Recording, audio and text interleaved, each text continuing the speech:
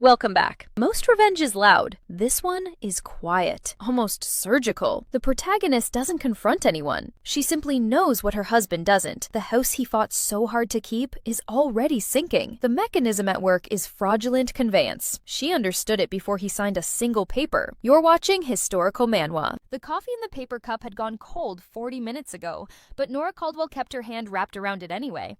The warmth was gone, replaced by a faint greasiness from the cardboard sleeve, a texture she associated now with mediators' offices, with the particular brand of institutional beige that existed only in rooms designed to end marriages.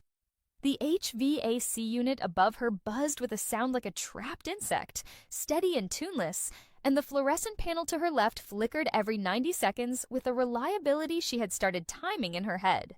She was good at timing things in her head. Across the oval table, Marcus Wren sat with his forearms resting on the surface, his posture deliberately relaxed in the way men practiced when they wanted to signal they had already won. He was wearing the charcoal suit she had picked out for him at Bergdorf's 3 years ago, the one that made his shoulders look broader than they actually were. He had a new haircut, short on the sides, longer on top, the kind of cut men got when they were trying to look like a different version of themselves. She noticed the watch, too.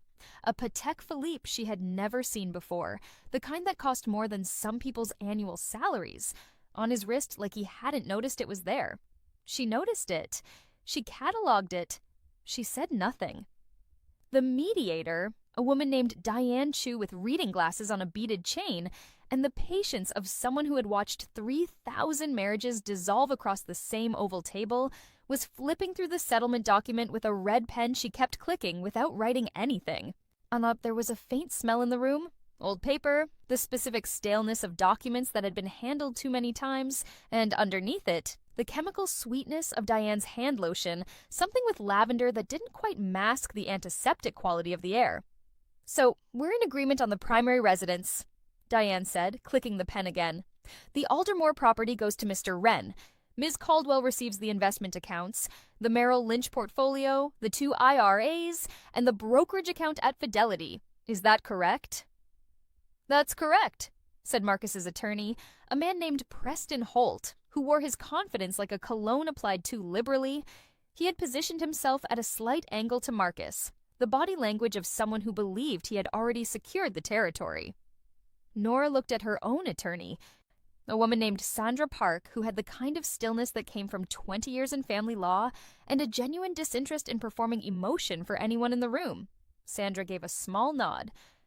"That's our agreement," Sandra said. Diane made a notation. The HVAC buzzed. The fluorescent light flickered. Nora took a sip of the cold coffee and let the bitterness sit on the back of her tongue before swallowing. Marcus was smiling. Not broadly. He was too practiced for that, too aware that visible gloating in a mediator's office created a record. But there was a looseness around his jaw, a particular ease in the set of his eyes, that Nora had spent 11 years learning to read. He thought he had taken something from her. He thought he had walked away with the prize. The Aldermore property.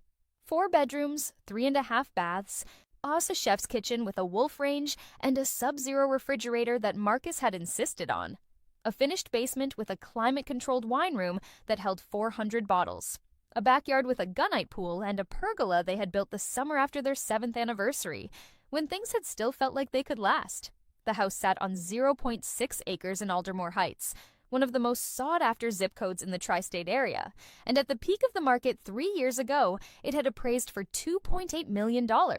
Marcus believed he had won the house. Nora knew what Marcus did not know.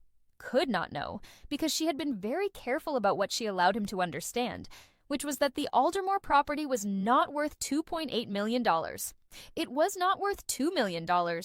It was not, all in any meaningful sense, worth anything at all, because against the appraised value of that property, there were now 3 separate liens, 2 refinancing instruments drawn at variable rates in the 18 months prior to their separation, a home equity line of credit that had been drawn down to within $4,000 of its ceiling, and a second mortgage that had been taken out, quietly, through a broker in another state, at terms that were aggressive even by the standards of the subprime revival, without Nora's signature on the documentation. Without her signature. That detail had taken her 48 hours to fully process when she first uncovered it. Not the rage.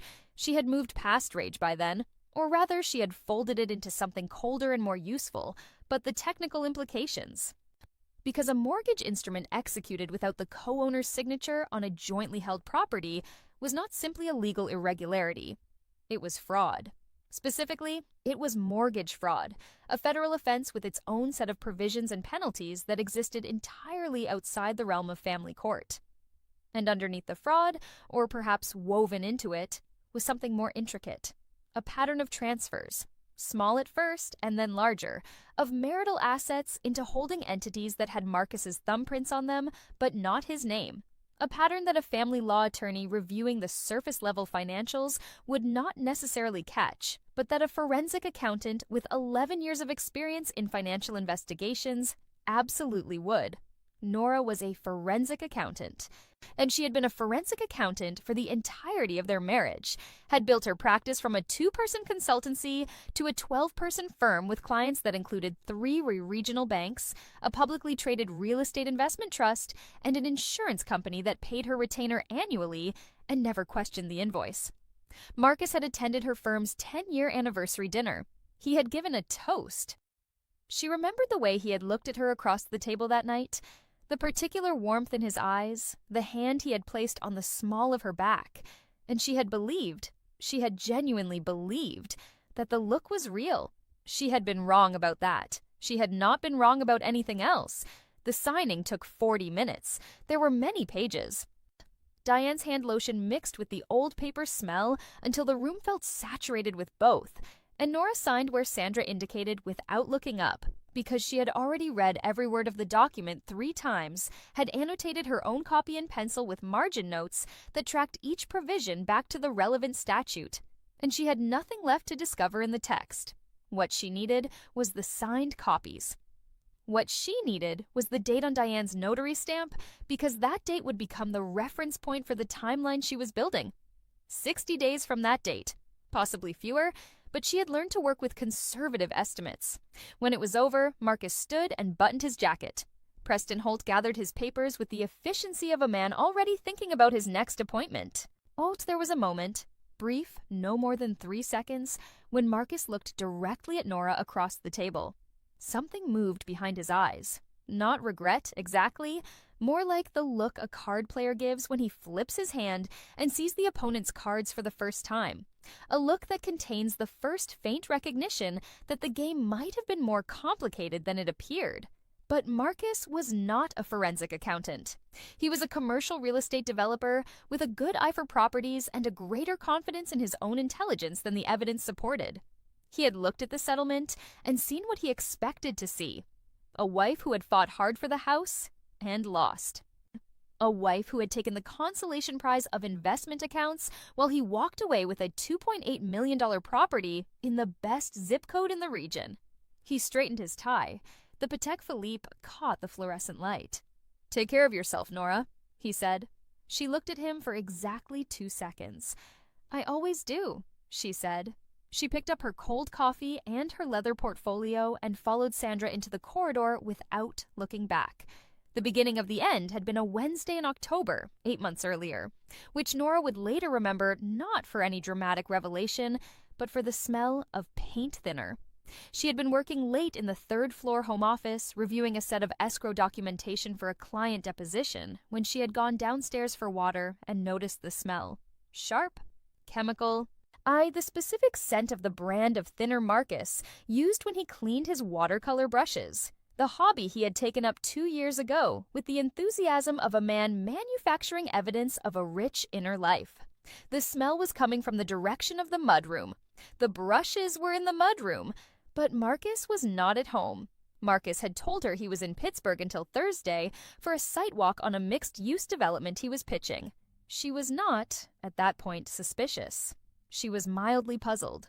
She walked to the mudroom and found the paint thinner can sitting on the utility shelf with its cap off, which meant someone had been in the house within the last few hours because the solvent evaporated quickly and the smell was still strong. The back door was locked. The garage was empty. She put the cap back on the can and went back upstairs. It was small. It was the kind of thing that could have many explanations.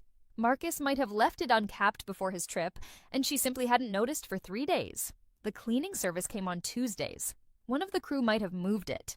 She did not construct a narrative around a paint thinner cap. She went back to the escrow documentation and worked until 11:30 and then went to bed. But her brain, which was trained to find anomalies in data sets and to treat anomalies as significant until they proved themselves otherwise, had filed it. 3 weeks later, she found the credit card statement. Marcus ran his business finances through 3 entities: a primary LLC, a subchapter S corporation for his equity partnerships, and a holding company that he had explained to her years ago as a tax structure his accountant had recommended.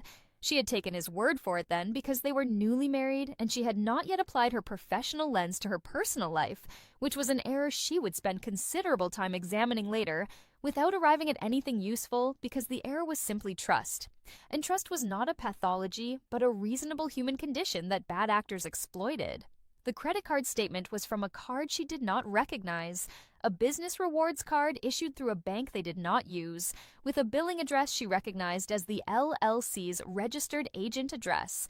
It had come in the physical mail, which Marcus received and sorted himself, but this one had been sandwiched between 2 utility statements and had slipped, shown apparently unnoticed, into the recycling bin she was emptying when a corner of the envelope caught on the bin's edge and pulled the whole stack out.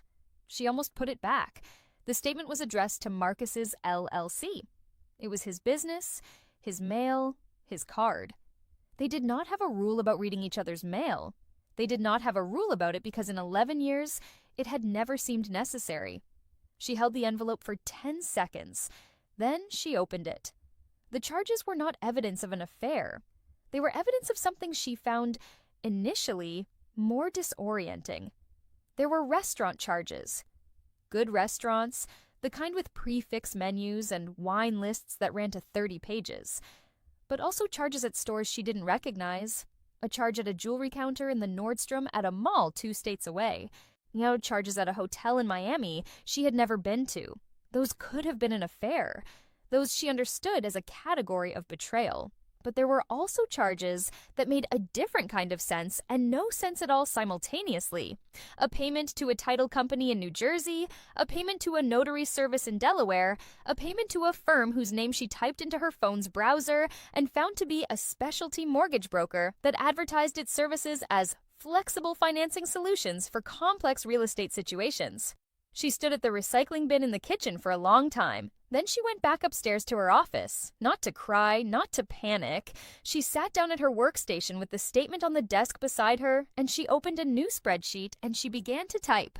The investigation she ran on her own marriage over the next 6 weeks was the most methodical work she had ever done in her professional life.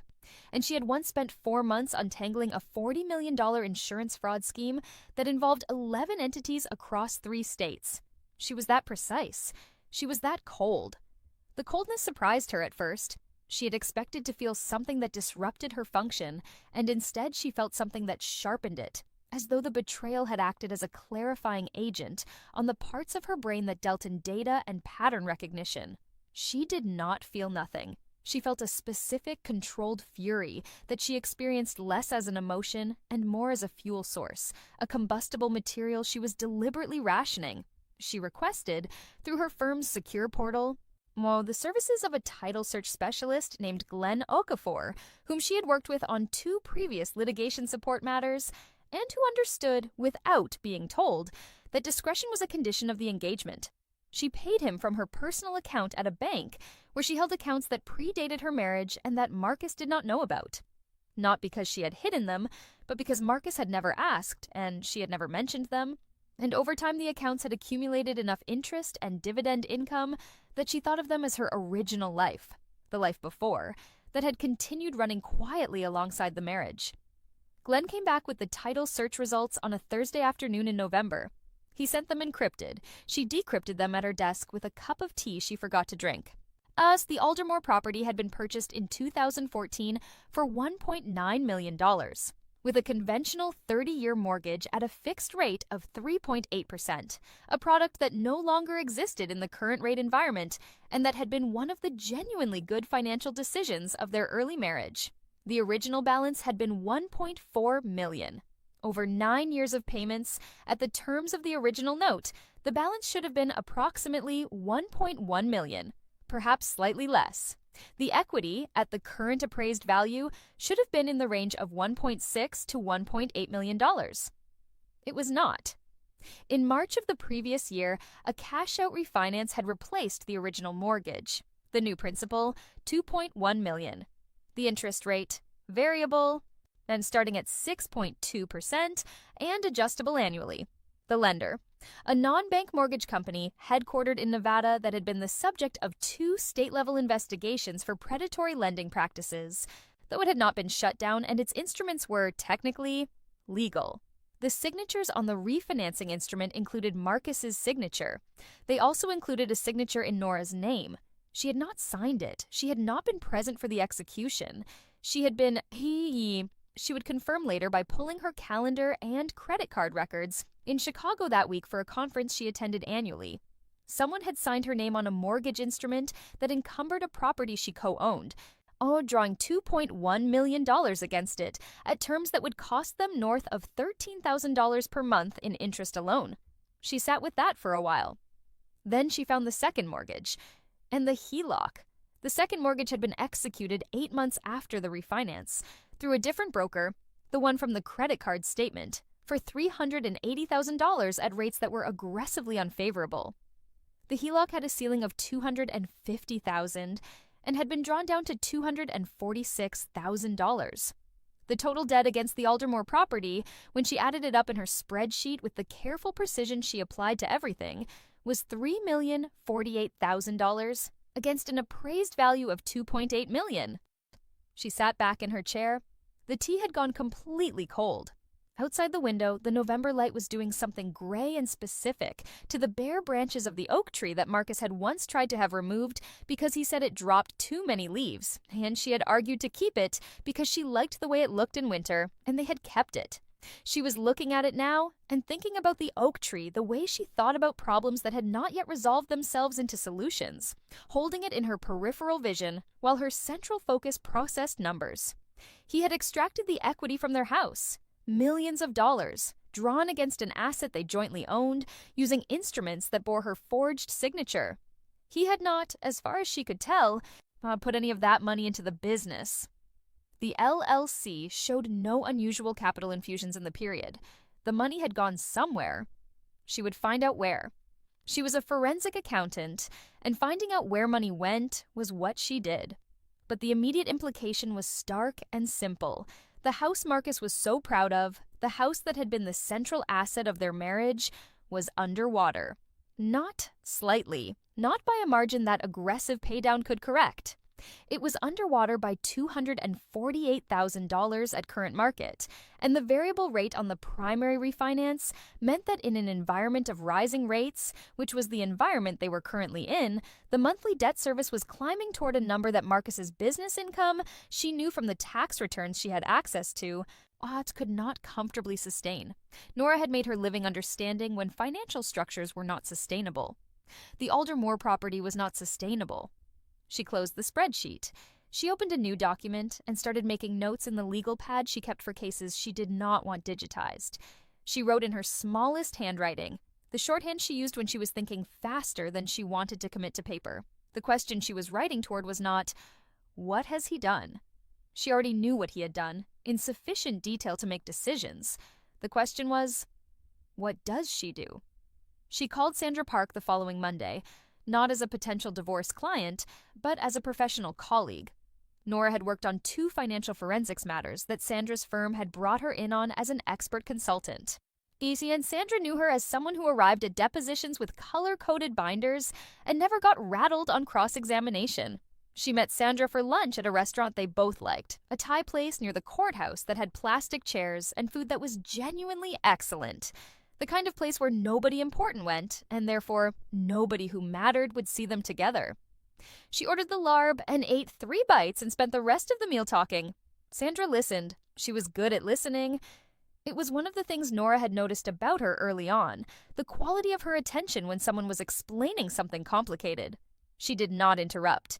She did not react visibly to the mortgage fraud, though her pen, which she had been turning slowly in her fingers, went still when Nora said the word forgery. When Nora finished, Sandra looked at the remaining half of her pad thai for a moment. "You have the title documents," Sandra said. Glenn Okafor pulled them. "Glenn is credible. He's testified for me 3 times. Sandra set the pen down. "The forged signatures are your nuclear option. You know that." "I know that." "If you file a criminal complaint before the divorce proceedings, the dynamic changes completely. His assets are frozen, there's a criminal investigation, the divorce gets complicated in ways that benefit you in some ways, and complicate things in others." Sandra picked up her water glass. "Is that what you want?" Nora had thought about this for a week before calling Sandra. She had modeled it out the way she modeled financial scenarios, running the variables, testing the assumptions, looking at the outputs. Said a criminal filing created chaos. Chaos was not what she wanted. Chaos benefited people who were comfortable with it, and Marcus, for all his moral failings, was comfortable with chaos in a way that Nora was not. What she wanted was something more precise.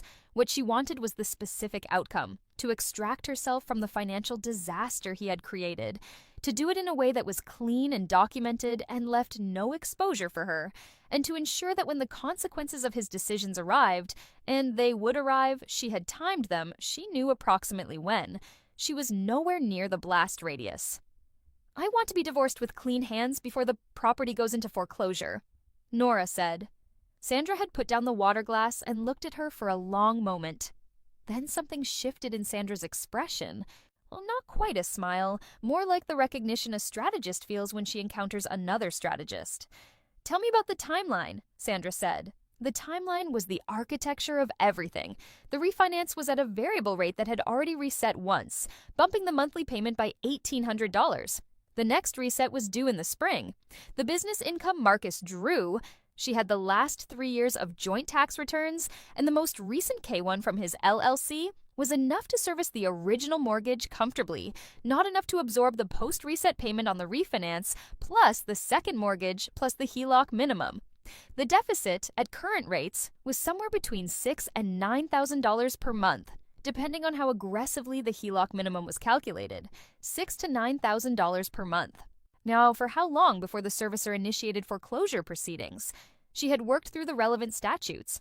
In their state, a lender could begin foreclosure after 90 days of delinquency, though the practical timeline from first missed payment to the filing of a notice of default was typically 4 to 6 months, accounting for servicer lag and the borrower's tendency to answer phone calls during the first weeks of delinquency before going quiet.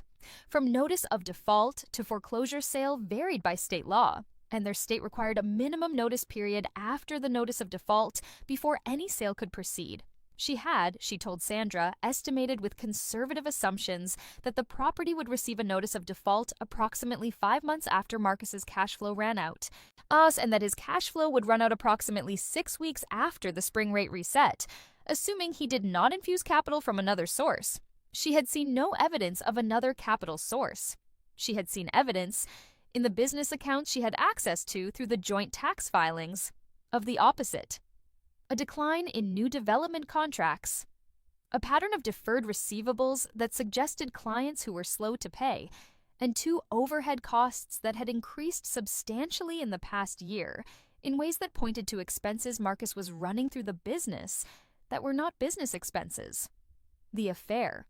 She had not dwelt on the affair because it was not, at this point, the most important part of the picture. But it was a cost center, and cost centers mattered. "If you file before the spring reset," Sandra said, and if we move the proceedings quickly, we can have a settlement executed well before the property becomes delinquent." "He'll want the house," Nora said. "Of course he'll want the house. It's his biggest asset." Sandra paused. "He doesn't know what you know. He doesn't know what I know. And you don't want to tell him." "I don't want to tell him," Nora agreed. "So we let him fight for it. We let him fight for it. We make it look like we're fighting back. We make concessions elsewhere that sting just enough to be believable. And at the end of it, he signs for an asset that has $248,000 of negative equity and a monthly debt service he cannot sustain. while I walk away with liquid assets that I can deploy immediately and have no encumbrances on." Sandra was quiet for a moment. Outside, someone walked past the restaurant window with a terrier on a short leash, and the terrier stopped and looked in through the glass with the profound seriousness that small dogs reserved for unclear situations. "There's a fraudulent conveyance issue," Sandra said.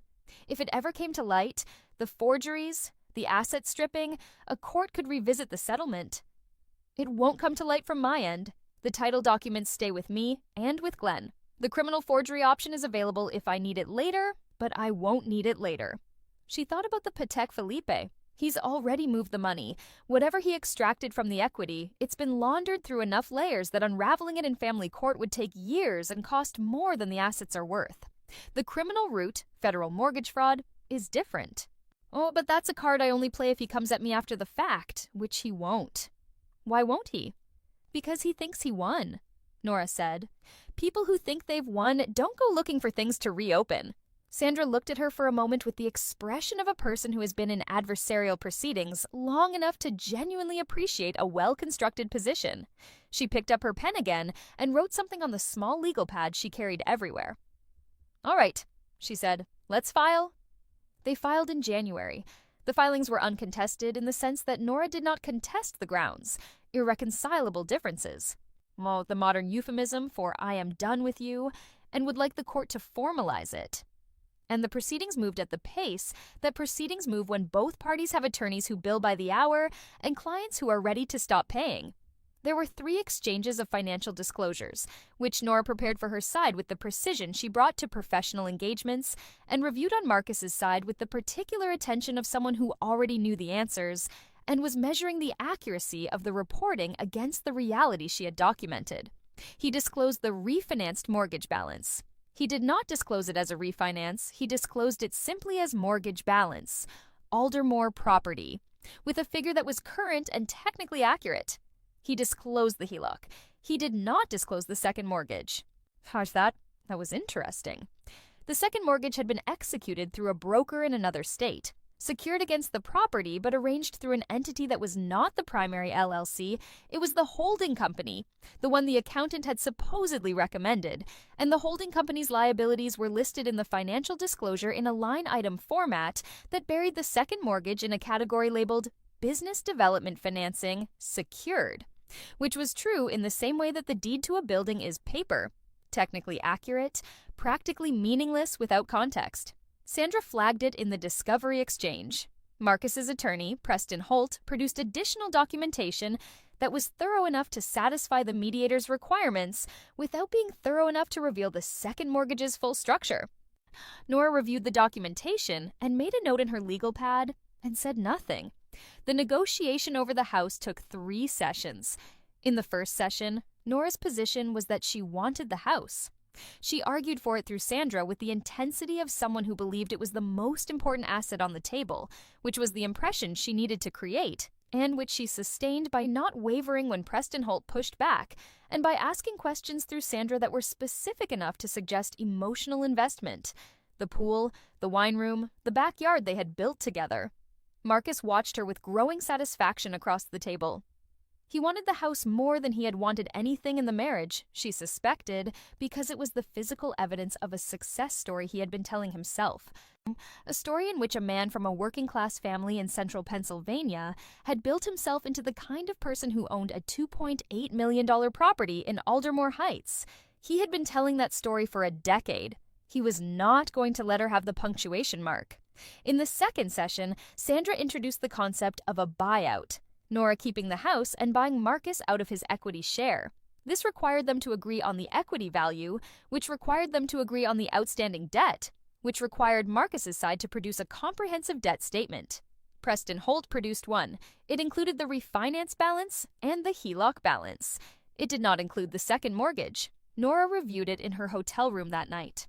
She had moved out of the Aldermore house 3 months prior, citing the need for a clean environment during proceedings, a decision that had been strategic and that Marcus had interpreted as her conceding the physical space. And she ran the numbers on the disclosed debt against the actual debt and documented the discrepancy in a memo she kept in the encrypted folder on her personal laptop.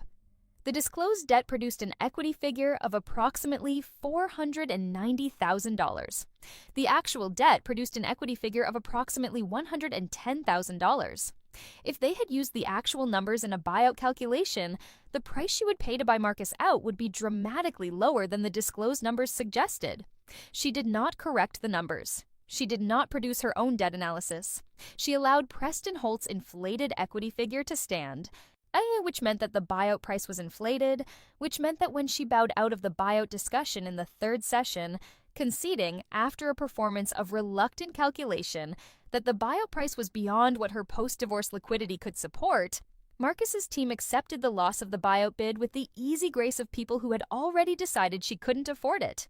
Then, they gave him the house, and they gave her the investment accounts, the Merrill Lynch portfolio, which had performed well over the 11 years of the marriage, and which, at current value, sat at approximately $840,000.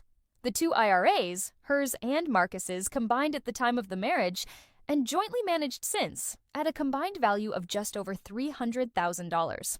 The Fidelity brokerage account, which was the older of her accounts, which she had opened before the marriage, which contained, though she had not disclosed the full historical provenance, only the current balance, a mix of individual securities and ETFs that she had been carefully managing toward a specific allocation, and which was worth $1.1 million. Total liquid assets she walked away with, approximately $2.2 million. Freely transferable, no debt encumbrance, no debt service obligation, no property taxes, no homeowners association fees, no flood insurance premiums on a property in a zone that was being quietly reevaluated by the county assessor's office for reasons she had noticed in a quarterly municipal report and that Marcus had almost certainly not noticed, because Marcus did not read quarterly municipal reports. A total debt obligation she walked away from, $3,048,000 in secured debt against a property worth $2.8 million, with a variable rate that was about to reset for the second time in a market that had softened enough in the past 14 months that the $2.8 million appraisal was now generous. She had signed the settlement documents on a Tuesday. By Thursday, she had initiated the transfer of the investment accounts to newly configured accounts in her name only, accounts at institutions she had researched and selected over the preceding 2 months. By Friday, she was on the phone with a real estate agent she had worked with years before, someone who operated in a different neighborhood than Aldermore, looking at properties that were a different kind of thing entirely. Smaller and newer, in a building with a doorman and a gym on the second floor, and no yard to maintain, and no history attached to any of the walls. She found an apartment in 3 weeks. She signed the lease on a Thursday afternoon, handed the agent a certified check for the first 3 months, and stood in the empty living room for a moment, looking at the bare floors and the winter light coming through the south-facing windows, and felt something that was not quite relief and not quite victory, but was perhaps the first sensation in 8 months that did not taste like metal. She ordered a mattress that night. She ordered a decent espresso machine. She went back to work. The apartment building was a 16-story glass and concrete structure that had been completed 4 years ago. And it had the specific personality of buildings constructed for a certain kind of urban professional. The kitchen counters were engineered stone, not quite quartz. The bathroom fixtures were matte black. The windows were double-paned and let in sound at a very specific frequency that she found neutral rather than pleasant or unpleasant. The elevator had a smell she would come to associate with late nights returning from client meetings. The heated metal of the mechanism, something synthetic from the carpet, and occasionally the ghost of someone's takeout. It was, in its way, a perfectly functional container for the life she was rebuilding, and she did not need it to be more than that. She brought in 3 pieces of furniture the first week, the mattress, a drafting table she used as a desk, and a chair that cost more than it appeared to cost because it was designed by someone who understood how a spine bore weighed over 12-hour working sessions. She left the rest of the apartment empty for longer than most people would have, not because she couldn't afford to furnish it, but because she was not yet sure what shape her life here was supposed to take, and she did not want to fill the space with decisions she would need to undo. Her firm ran without her on-site presence for the first 3 weeks. She had a managing director named Priya Sathiraman, who was capable and slightly anxious, and who sent daily update emails that Nora read carefully and responded to in the evenings with specific instructions and occasional praise that was genuine rather than motivational. Odd, because Priya did not need motivation and did respond to evidence that her work was being seen. The caseload was manageable. 2 litigation support engagements, 1 audit consultation, and a new inquiry from a family office that was evaluating a private equity fund's financial disclosures and wanted an independent review. She was reviewing the family office inquiry on a Wednesday afternoon, 6 weeks after the settlement signing, when her phone rang with Marcus's number. She set the phone face down on the drafting table and waited for it to stop ringing. Then she picked it up, checked that the call had indeed gone to voicemail, and set it face down again. She did not listen to the voicemail. She went back to the family office inquiry. He called twice more that day. The following morning, a text arrived. "Nora, we need to talk about the house. Call me." She did not call him. She made a note in her legal pad. First contact, day 44 post-settlement. Day 44. She had estimated day 50 to 65 for the first indication of financial distress reaching the level of his awareness. He was running slightly ahead of schedule. The next communication came through Preston Holt's office, which meant it was more serious than a text, and that Marcus was already paying an attorney for something, which meant the problem had a specific legal character. Sandra's office received a letter on a Thursday morning, forwarded to Sandra because she was still Nora's attorney of record. Also, the relationship not yet terminated because Sandra had advised keeping it active for at least 90 days post-settlement, requesting a clarification meeting regarding the financial disclosures from the settlement. Sandra called Nora that afternoon. "He's discovered the second mortgage," she said. "How do you know?" "Because the letter requests clarification on undisclosed liabilities that were attributed to the marital estate at the time of settlement. That's Preston Holt's language for something came up that my client didn't account for." "He didn't disclose the second mortgage in the financial disclosures," Nora said. "No, he didn't." "I disclosed everything I had." "You did." Sandra's voice was careful, the voice of an attorney who was choosing her words with awareness that conversations were sometimes evidence.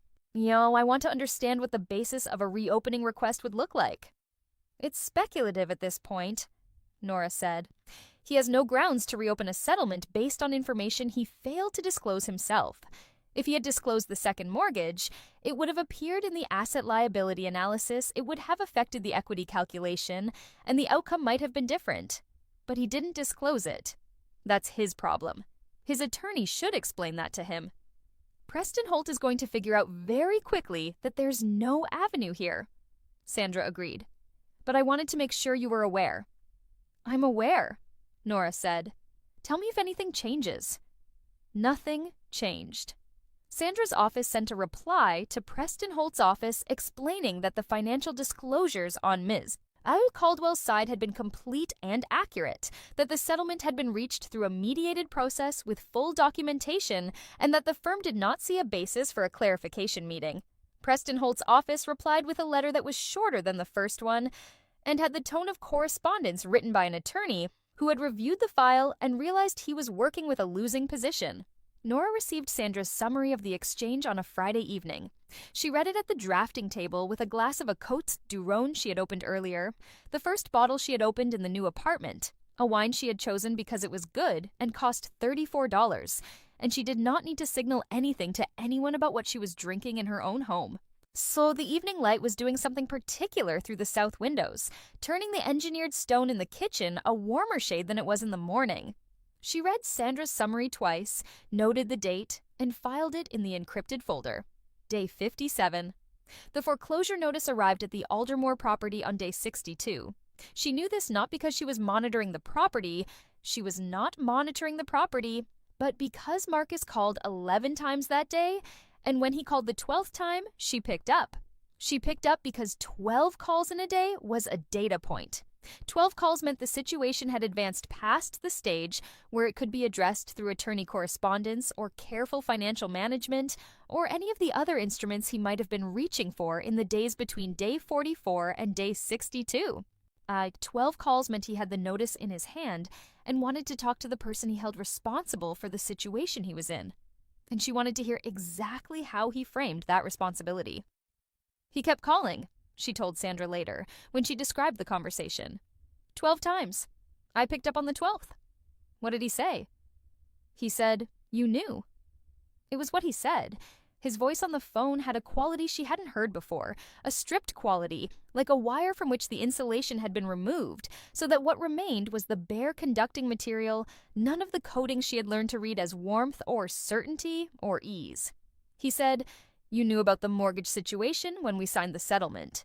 She had been quiet for a moment before responding, not for dramatic effect, but because she was choosing her words with the care she brought to expert testimony, words that were true in every reading and damaging in none of them. "I knew what the financial disclosures showed, Marcus," she said. "I knew what your side put in the disclosures." A pause. The particular quality of silence that a person produces when they are realizing that they have been outmaneuvered at a game they thought they were winning. "The second mortgage," he said. "I'm sorry?" "The second mortgage on the house. Did you know about it?" She had prepared for this question. She had prepared for it with the same care she prepared for cross-examination. The honest answer, which she gave, was the most useful answer. "I was aware that the property had significant encumbrances," she said. The disclosures your side produced showed a large refinanced mortgage and a HELOC that had been substantially drawn down. I ran my own calculations on the debt service and concluded the property's equity position was less attractive than it appeared." "That's not an answer to my question." "It's the answer I have," she said. "I knew the property's financial position. I made decisions based on that knowledge. You made decisions based on a different understanding of the property's position. I can't control what information your side chose to disclose." Another pause. Longer this time. "You let me take the house," he said. It was not a question. It was the sound of a conclusion arriving. She did not confirm or deny it. She said, "The settlement was mediated. Both parties had legal representation. Both parties signed." Nora. "I have to go." Marcus." She was not dramatic about it. She said it the way she said everything now, at the flat affect of someone who has finished grieving a thing and moved on to the administration of its consequences. "I hope you find a resolution." She ended the call. She put the phone on the drafting table. She looked at the south windows. It was a different time of day now than when she had received Sandra's summary. Earlier, mid-afternoon, the light harder and more direct. She could see the building across the street, the grid of its windows, people in small rectangles of glass doing the things that people did in offices on an ordinary afternoon in what had become, for her, a consequential day. She opened her laptop and wrote a brief email to Glenn Okafor, thanking him for his work on a recent matter and noting that she might have another engagement for him in the coming months, depending on how certain situations developed. She CC'd no one. She sent it from her personal account. Then she pulled up the family office inquiry and got back to work. The foreclosure process, once initiated, ran on its own schedule and in accordance with state statute, which is the nature of legal mechanisms. They operate with the consistency of physical laws, indifferent to the preferences of the people caught in them. Nora was not caught in this one. She was watching it from the position of an observer who had positioned herself correctly before the mechanism engaged. The notice of default, which the servicer was required to file with the county recorder's office after 90 days of delinquency, was a public document. She did not search for it exactly, but she had set up a property alert through a title monitoring service she used for professional purposes, the kind of service that notified the subscriber whenever a document was recorded against a specified address. The alerts were functional rather than obsessive. She received them, noted them, filed them, moved on. The first alert came 43 days after the foreclosure notice had been delivered to the property. The servicer had initiated proceedings. The recording was time-stamped at 11:14 on a Tuesday morning. She received the alert on her phone at 11:16 while she was in a conference room on the 34th floor of a building downtown. Sitting across from the general counsel of the family office that had retained her firm, reviewing a set of fund documents that had the texture of careful construction. The kind of documents that told a specific story with specific selections, omitting the chapters that would change the reading. She looked at the alert. She put the phone face down. She turned back to the general counsel and said, "The cross-collateralization provision on page 84 creates an exposure that I don't think the original investment memo accounted for. Can you walk me through the rationale for that structure?" The general counsel began to talk. She listened. Marcus moved out of the Aldermore property 6 weeks before the scheduled foreclosure sale. She knew this because the real estate market in Aldermore Heights was not a large market, and brokers talked, and the broker she had worked with when she'd been looking for her apartment had mentioned, without being asked, that a property in that zip code had come off the market after a failed short sale attempt, which was the particular financial move of someone trying to exit a property before a foreclosure sale took it anyway. The short sale had fallen through because the bank holding the refinanced mortgage had not agreed to the deficiency terms. The bank had wanted more than the short sale price could deliver, which was the bank's right, but also a sign that the servicer intended to pursue deficiency judgment after the foreclosure sale, which was a very specific kind of additional problem that Marcus had not anticipated when he had taken out the loans and had probably not fully modeled even now. Deficiency judgment. I know the difference between what the foreclosure sale produced and what was owed. In a market that had softened, with a property that had 3 separate liens and carrying costs that had gone unserviced for months, the foreclosure sale would almost certainly produce less than the outstanding debt. The deficiency, the amount Marcus would still owe after the property was gone, was a number she had calculated using conservative assumptions, which was the only kind she used. The number was approximately $460,000. The Patek Philippe, she remembered, had retailed for around $42,000. She did not dwell on this. It was a data point, not a satisfaction, or rather, it was a satisfaction that lasted approximately as long as it took to note and move on from. Oh, which was the appropriate duration for that kind of satisfaction.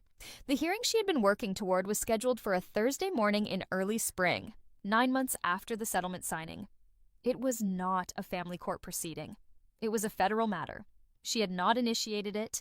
She had simply provided, through appropriate channels, a copy of the title documentation that Glenn Okafor had produced, along with a memo prepared by her firm that analyzed the documentary evidence of mortgage fraud as it appeared in the public records, which was the kind of memo a firm like hers sometimes prepared as a public interest matter, because forensic accountants who deal in financial crimes have, under the relevant professional standards, I owe certain obligations when they encounter evidence of conduct that rises to the level of federal violation. The federal investigation was not her weapon. She had not pointed it at anyone. She had simply put the documentation where documentation of that kind was supposed to go, which was with the people whose job it was to evaluate it, and what those people did with it was their professional determination and not hers to direct. She learned from a legal news service she subscribed to for professional development purposes that a sealed complaint had been filed in federal district court naming a non-bank mortgage company headquartered in Nevada in connection with a pattern of residential mortgage fraud in 3 states. She noted the filing. She did not search for Marcus's name in any associated documentation because she was not involved in the investigation and had no role in it. What she did note, because it was relevant to her understanding of the situation's full structure, was that one of the charges in the complaint involved the use of forged borrower signatures on refinancing instruments, a practice that the complaint alleged the mortgage company had engaged in systematically with the cooperation of certain real estate professionals who had provided the company with access to property documentation and ownership information in exchange for referral fees. Real estate professionals. She did not know and would not speculate which real estate professionals. She noted the language and filed it in her folder next to Glenn Okafor's title search results. And spring arrived with the specific quality it had in the city, the change less visible in the landscape than in the quality of the afternoon light, which became something different from winter light, warmer without being soft, the kind of light that made buildings look different from the buildings they had been 3 months earlier. The oak tree, which she could no longer see from the apartment. There were no oaks visible from the south windows. Only the geometric planes of other buildings would be leafing out now in the backyard of the Aldermore house, dropping its particular spring debris onto the pool cover that Marcus had probably not removed because the pool maintenance contract would have been one of the first things to lapse. She thought about the oak tree sometimes. She thought about the argument they had had about it, which had been one of the arguments of her marriage that she had won clearly and simply, and which had produced a genuine outcome. The tree still standing, the tree still doing its seasonal thing, regardless of what happened to the people beneath it. There was something in that worth noting, she thought. Not a lesson, just a thing worth noting. She had, by spring, made 3 changes to her living situation. She had bought a second chair, a reading chair, placed by the east window where the morning light came in at a useful angle for actual reading, as opposed to screen reading, a distinction she was trying to maintain more deliberately. She had bought a small dining table and 2 chairs, because occasionally she ate sitting down now rather than at the drafting table, which was its own category of improvement. And she had bought a plant, a bird of paradise that the plant store's employee had told her required moderate water and bright indirect light and would grow very large if given the opportunity, which she had found interesting enough to act on. The plant was doing well. It had unfurled 2 new leaves since she'd brought it home. She was looking at it one morning in early April, a Saturday, which she tried to preserve as a day for things that were not work, with only partial success, when her phone showed a text from a number she had not saved but recognized as belonging to Cassidy Vance. Cassidy Vance was the woman Marcus had been seeing. Nora knew her name because it had come up in some of the documentation she'd reviewed during the financial investigation, a name in an expense report entry. A cross-reference to a social profile she'd found in 30 seconds of searching, and she had noted the name with the same neutrality she brought to all data that was relevant to her understanding of the situation without being emotionally generative in a useful direction. She had not spent time thinking about Cassidy Vance as a person. She had noted her as a variable. The text said, "I don't know if you know me, but I need to talk to you. I know that's probably weird. I'm sorry." Nora looked at the text for a moment. Then she typed back, "I know who you are. What do you want to talk about?" The response came quickly, with the rhythm of someone who had been waiting to receive a reply, and had the next message already composed. "He told me the house was his. He told me we were going to live there together. Well, now there's a sheriff's notice on the door, and he's saying it was a mistake, and I don't know what to believe." Nora read it twice. She thought about several responses. She chose the most useful one. She typed, "The property was subject to significant mortgage debt that he may not have fully disclosed to you. The foreclosure is a consequence of that debt. I'm sorry you're in a difficult situation." A pause. Then, "Did you know the house was going to be foreclosed when you gave it to him in the divorce?" She did not answer that question. She typed, "I made decisions during the settlement based on the information available to me. I hope you find stable housing." Then she set the phone down and went to make coffee. It was, she thought, a more direct conversation than Marcus had managed, all which she filed as a data point about Cassidy Vance that was mildly favorable. The woman had asked a direct question.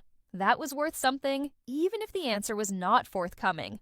She was in Vancouver for a professional conference in late April when she received, via Sandra's forwarding, a copy of an amended complaint in the federal mortgage fraud matter. The amendment named additional individuals in the conduct described in the original complaint. The additional individuals included Marcus Allen Wren, identified as a licensed real estate professional who had allegedly provided property documentation to the named mortgage company in connection with refinancing instruments on at least 4 separate properties, in exchange for referral compensation paid through a structure designed to obscure the payments. She read the amended complaint in her hotel room at 11 in the evening, with the city lights of Vancouver visible through the window and a half-finished glass of water on the nightstand. She read it with professional attention, noting the specific allegations, the documentary evidence cited, the theory of liability. She did not feel what she might have expected to feel. Not satisfaction, exactly, not the clean resolution of a completed arc. What she felt was more like the sensation of watching a calculation confirm the result she had projected from the beginning, the numbers working out as the numbers work out when the inputs are correctly understood. She finished reading. She set the document aside. She looked at the city lights, which had the particular quality of a city viewed from elevation and distance, all the individual points of light composing something that made sense as a whole, even when the components were indistinguishable. She drank the rest of the water. She turned off the lamp. She slept 7 hours, which was the amount of sleep she had determined was correct for her function, and she woke before the alarm and went to the window and looked at the morning version of the city, which was quieter and had a different light quality than the evening version, and she ordered coffee from room service and drank it while reviewing the materials for her afternoon panel. The panel was on forensic methodologies in complex financial fraud cases. She was presenting for 40 minutes on the detection of fraudulent transfer patterns in multi-entity real estate structures. She had given versions of this presentation before, and updated each year with new case examples that she described in appropriately anonymized terms. She had one new example this year. She would describe it in 4 minutes, using it to illustrate a specific detection technique, and then she would move on. She finished the coffee. She put her notes in the portfolio and checked her suit jacket in the mirror and found it acceptable. There was nothing in her expression that the mirror returned to her that she would have characterized as anything other than a woman preparing for a workday. She went downstairs. The conference hotel had a lobby that smelled like the institutional neutrality of very large carpeted spaces, and the breakfast service was beginning to set up along the far wall. And there were other early risers moving through the lobby with the specific purposefulness of people who had things to get to. And she walked past all of them and pushed through the glass door into the April morning air that was cold in the specific way of Pacific Coast cities, damp and clean, and carrying a smell of the water somewhere close. She had a text to return before the panel. It was from Priya, who had sent a message at 7:20 about a new inquiry from a regional bank interested in a potential engagement. The bank had sent a preliminary scope document that Priya had attached, and she had also attached a note that said, "This one could be interesting. 3 to 4 month engagement, good fee. Worth a call Monday?" She replied, "Yes, set it up for Monday afternoon. Snod and read the preliminary scope yourself tonight. I want your initial read before the call." She pocketed the phone. The April morning moved around her, all its ordinary components, the smell of the harbor, the sound of the first traffic on the street, the specific gray of an overcast Pacific sky that was going to burn off by noon, doing their ordinary things without reference to the particular history that had deposited her on this sidewalk at this moment. She walked toward the conference center. The portfolio was light in her hand. The foreclosure sale happened on a Tuesday. She did not know the exact time it was called. She received the property alert at 2:47 in the afternoon, which she interpreted as the recording of the sale documentation at the county recorder's office following the completion of the auction. I think she was between meetings. She looked at the alert, noted the date and time, and went into the next meeting. The property had sold at auction for $2,340,000, which was $410,000 less than the original refinanced mortgage principal alone and the eventual deficiency judgment. Accounting for the second mortgage and the HELOC and the accumulated fees and costs of the foreclosure proceedings would be considerably larger. The mathematics of it were, from a professional standpoint, clean. An asset that had been leveraged past its value, in a market that moved against the positions taken, generating a loss of a size that would take years to work through. This was not unusual. It was in fact an extremely common pattern in aggressive real estate leverage. The kind of pattern her firm was frequently asked to document by the banks holding the losing end of similar instruments. She did not feel compelled to do the detailed math. She had already done it. Months ago, in a spreadsheet that she kept in the encrypted folder alongside Glenn's title search and the federal complaint. The math had been correct then. Events had confirmed it. That was what correct analysis produced. Confirmation.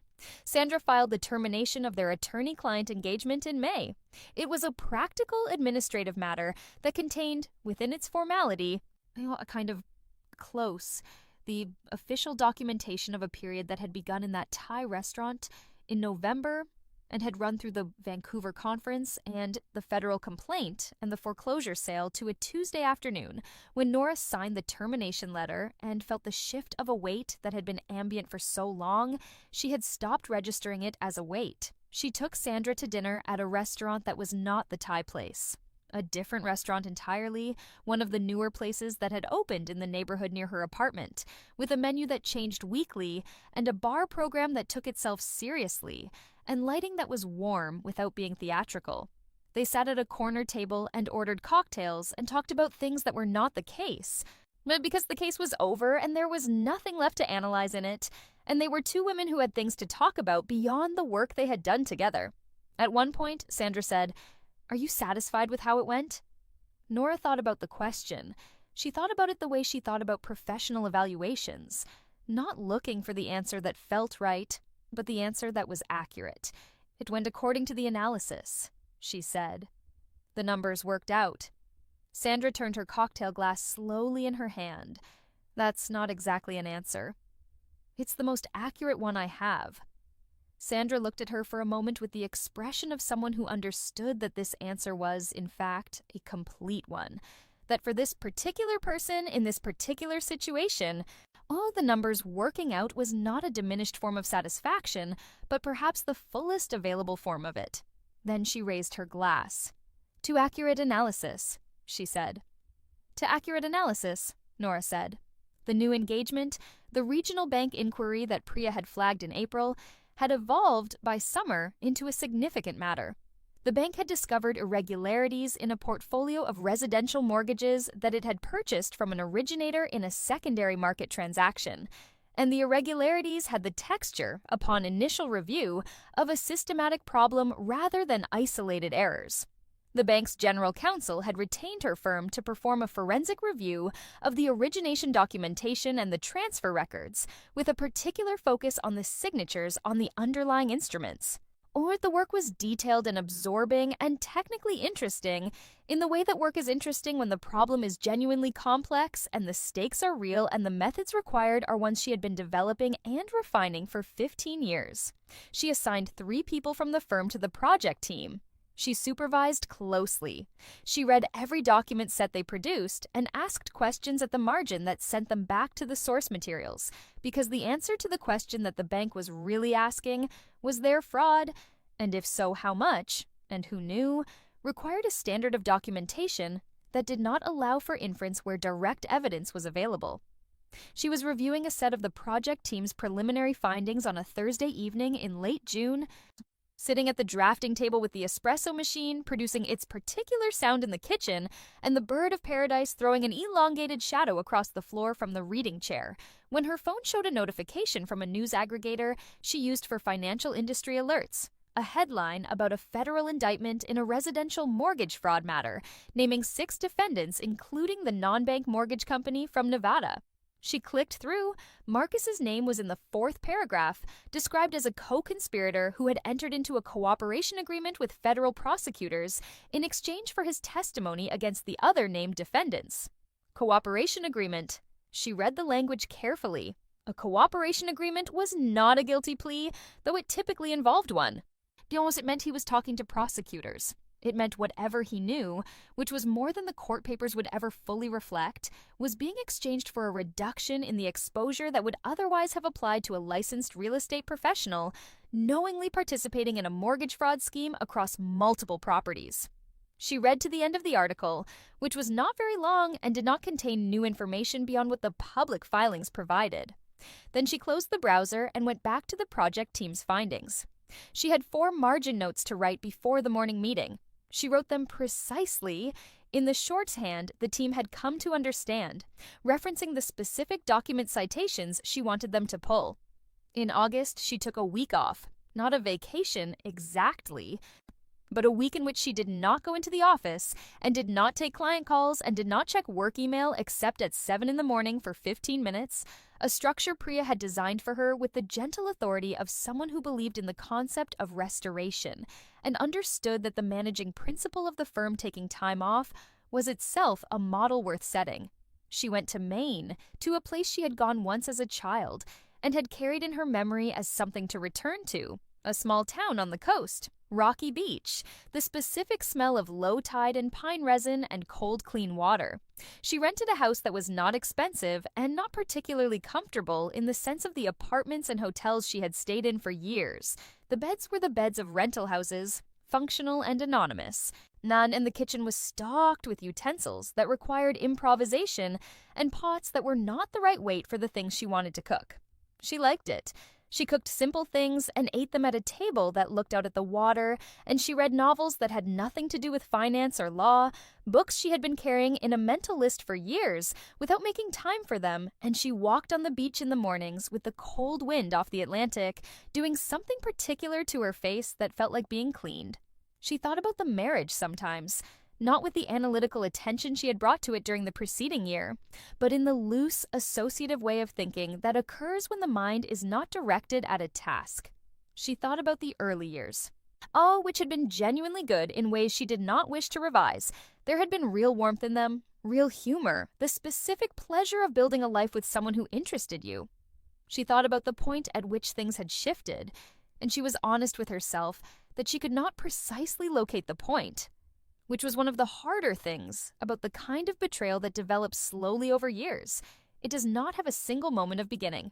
It has a gradual erosion that is visible only retrospectively, and that requires a kind of grief she had been doing, she realized, in ways she had not identified as grief because they had not involved the conventional performances of grief.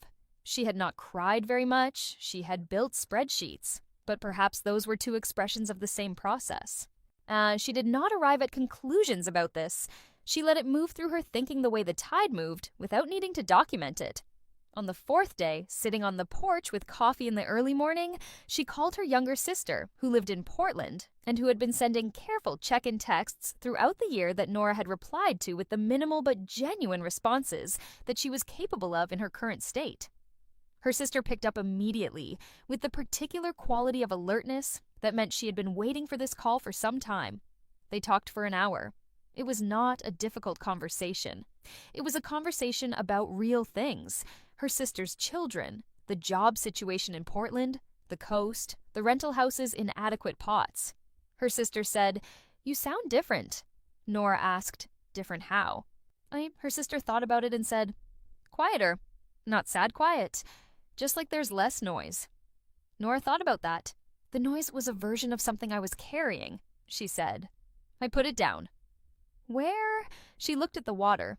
"I left it in someone else's house," she said. She returned to the city on a Sunday afternoon in the third week of August. The apartment had that specific quality of a space that has been empty for a week, a slight staleness in the air, a stillness that was different from the stillness of occupancy. She opened the south windows to let the evening air in and found it warm and carrying the particular smell of the city in August: heat radiating pavement, something from a food cart on the street below, the distant metallic suggestion of the subway. The bird of paradise had lost one leaf while she was gone. The other three looked fine. She watered it, stood back, assessed it professionally, decided it was within normal parameters. She unpacked. She opened the mail that had accumulated, sorting it with the habit of a decade. Professional correspondence here, personal here, the rest to recycle. There was a letter from Sandra's office. Administrative, the final filing in the case. She read it, noted the date, filed it. She made dinner. Simple. An omelet and a salad, a glass of wine she had brought back from a wine shop in Maine that she had chosen specifically because it was unpretentious and cost $18 and was perfectly good. She ate at the table by the window and watched the evening outside, the way the light changed as the sun moved and the street below shifted between its daytime and nighttime populations. Her phone was on the table beside her plate. It showed no messages she hadn't seen. She looked at it for a moment and thought about the last time Marcus had called, which had been 3 months ago, a brief call she had not picked up and whose voicemail she had ultimately deleted unheard. There had been one more text after that, a single line that said, "I hope you're well," which she had interpreted as the communication of someone in a legal process being careful about what they committed to writing and which she had not replied to. She did not know, in any specific sense, what his life was now. She had access to the public court filings, which told a structural story, a cooperation agreement, an expected sentencing hearing in the fall, saw the deficiency judgment that a debt collection firm had filed in civil court, and which would follow him through the credit system for years. These were facts, not a life. The life she did not know and had no interest in constructing from inference. What she knew was her own life, which was the relevant data set. The family office engagement concluded in September with a report that ran to 212 pages plus appendices, and that identified, with documentary support at every finding, a pattern of fraudulent transfer activity that had moved approximately $47 million in fund assets into entities controlled by two of the fund's general partners. The report was the kind of work she was most proud of. Not the dramatic kind that made news, but the precise kind that held up under scrutiny from every direction. Oh, that a federal prosecutor, or a civil litigator, or an opposing expert could challenge and find nothing loose. It was, she thought, exactly the kind of report that accurately represented what the profession was supposed to do. She presented it to the family office's general counsel and outside litigation team on a Thursday morning in a conference room that had good light and comfortable chairs, and the presentation took 3 hours. And the questions afterward were serious and specific, and she answered each one directly without hedging, because there was nothing in the findings that required hedging. The general counsel shook her hand at the end and said that the report was the most thorough work product he had received in 30 years of practice. She thanked him. She gathered her materials. And she took the elevator down and walked through the lobby and out into the September morning, which was the kind of September morning that reminded her why she lived in this city. Clear and cool, with a light that had a different quality from the summer light, something more particular and less generous, as though the season were beginning to mean business. She had lunch alone at a ramen shop 3 blocks from the office, at the counter, watching the cook work with the professional attention she brought to anyone who did something precisely. The broth was very good. She ate slowly and thought about the next engagement, which was a new matter that had arrived 2 weeks prior through a referral from the regional bank, a private equity fund with questions about a portfolio company's financial statements. She thought about the team configuration she wanted, about the methodology, about the specific documentary record she would need to build. She paid the bill. She tipped generously, as she always did at places where she ate alone and where the quality was real rather than performed. She walked back to the office in the September light. The sentencing hearing was in October. She read about it in the legal news service the morning after it concluded, in the 5-minute window she allowed herself for that kind of reading before moving to the day's work. Marcus had received a sentence of 18 months, suspended with 5 years of probation and a fine, the reduced outcome of a cooperation agreement that prosecutors had apparently found valuable. The co-defendants had received longer terms.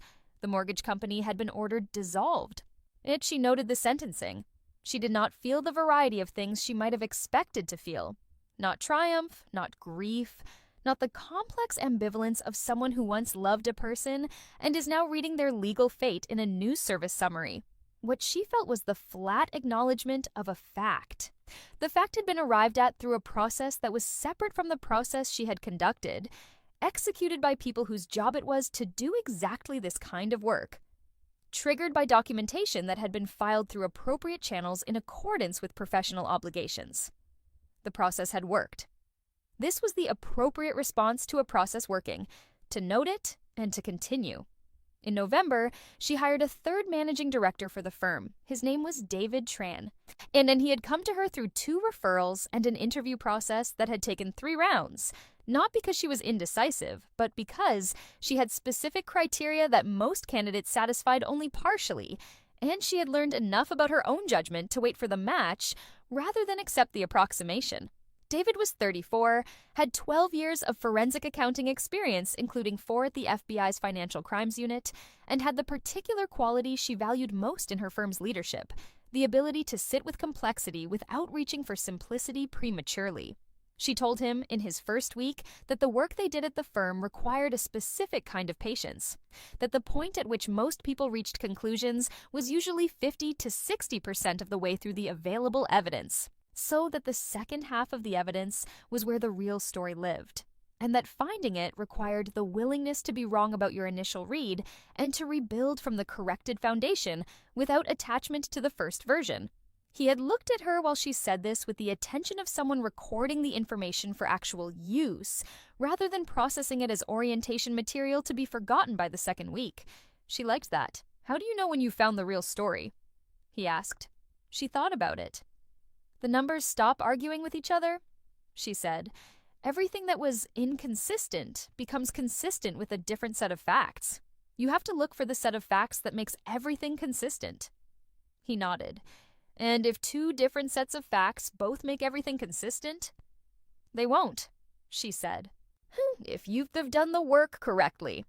December arrived with the city's particular version of winter, not the dramatic cold of the interior or the coast, but the compressed cold of dense urban space, the temperature trapped between buildings, the way the holiday decorations on the commercial streets looked like sincerity in certain lights and like performance in others. She put no decorations in the apartment. She had not yet decided what she wanted the apartment to express about the time of year, and she was content to wait until she had decided rather than filling the space with things that didn't reflect an actual choice. She flew to Portland to spend 4 days with her sister and her sister's family. The children, 8 and 11, the ages at which people are most reliably themselves before the performance layer develops, were interested in her in the specific way children are interested in adults who answer their questions directly and don't talk to them in a different register than they talk to adults. The 11-year-old asked her what forensic accounting was, and she explained it clearly and completely, using examples she adjusted for an 11-year-old's context. And the 11-year-old said, "So you find things people are hiding?" She said, "Yes, that's an accurate summary." The 11-year-old thought about this and said, "What if they're really good at hiding it?" She said, "Nobody is as good at hiding things as they think they are. Everything leaves a trace." The 11-year-old seemed satisfied with this. She returned to the city on a Sunday evening. Yes, the flight was on time, which she appreciated. She had her laptop open for most of the flight, working on an initial methodology memo for the private equity engagement, and when the city appeared in the window during the descent, the grid of lights resolving itself from a general glow into its specific geometry, she looked at it for a moment before returning to the memo. The city, from that altitude, did not look like any one thing. It looked like the aggregate of every particular thing that had happened in it, all the individual decisions and their consequences composing a pattern that was legible only from a sufficient distance. She filed that observation in the way she filed things that were interesting, but not immediately useful. Somewhere near the surface, accessible if it proved relevant. The descent continued. Sure, the memo was almost finished. Outside the window, the city moved closer, its details becoming more specific with every 100 feet of altitude lost, until the grid resolved into streets, and the lights into individual windows, and the aggregate pattern into its component particulars. Each one specific. Each one the site of something that did not appear in the aerial view, but was nonetheless present and real. The wheels touched the runway. She saved the memo. She closed the laptop.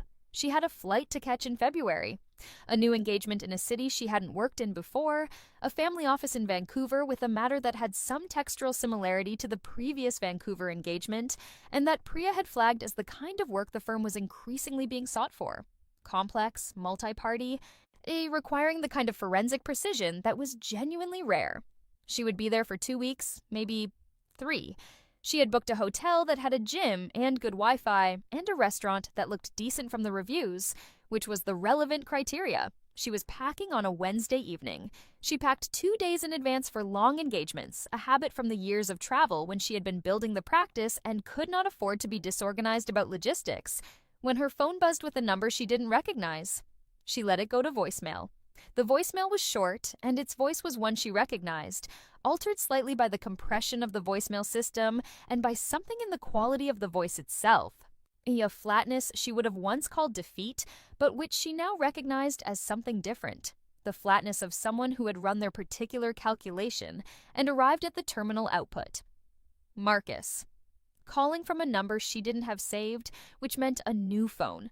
The old one perhaps associated with the old address, the old accounts, the old everything that had been foreclosed and dissolved and sentenced and settled. He said her name. He said he wanted her to know he understood now how it had worked. He said, and here the voice did something she wasn't sure she could name, that he hoped she was doing well. She listened to the voicemail twice. Then she deleted it. She went back to her packing, which was nearly complete. The portfolio was on the drafting table and already loaded with the materials for the Vancouver engagement, the preliminary files, her methodology notes, a legal pad with 3 pages of questions she hadn't answered yet. Her phone was face down on the table next to the portfolio. Outside the south windows, the February city was doing its particular thing with the cold and the dark and the grid of lights in the buildings across the street. She picked up the phone, she opened the flight confirmation and checked the gate. On time, Terminal C, departing at 7:45. She put the phone in her bag. She took the portfolio. She walked to the kitchen and set the espresso machine to stand by. She would be away, and she had learned not to leave it fully on. And she watered the bird of paradise, which had put out 2 new leaves since August and was becoming genuinely large, doing what the plant store employee had promised it would do given the opportunity. She turned off the lamp in the living room. The apartment went dark except for the ambient light from the city coming through the south windows. She did not look back.